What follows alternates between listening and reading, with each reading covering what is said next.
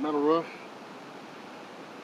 I've had some people, one guy say something about he had a roof that in Florida that it didn't have the slip sheets, which is just paper, sort of.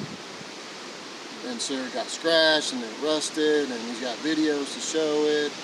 But I'm gonna suggest to you guys that I also did 3 roofs in Florida, which 2 of them I called out and said, hey, how's the roof doing? Just since I got, said something. And they're all doing fine. That's like 23 years ago. I've not had any issues in 26 years. So this is a metal roof to fit somebody's budget. And I know what's irritating a lot of these guys that are watching these videos.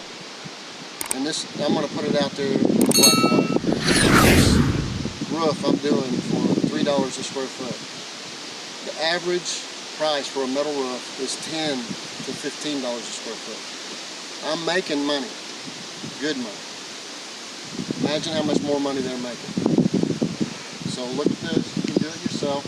I've actually done one by myself several times. Just means a lot more ladder up and down. You don't want to choose to be on a windy day. And this is good. The color's got a 40-year warranty on the metal, on the color, limited warranty. And then you might know how long a metal roof lasts. The only maintenance you have are the vents. You'll have to maintain the tar. Come up here every 2 or 3 years and make sure that there's no more new cracks that you don't need to fill in. And in this case, it's got dead trees that might fall and hit it all around. But this is the way to go. This will outlast shingles by long, long ways. This had 2 layers of shingles, and the last layer was 20 year plus. Might have been more, I don't know, but it was leaking.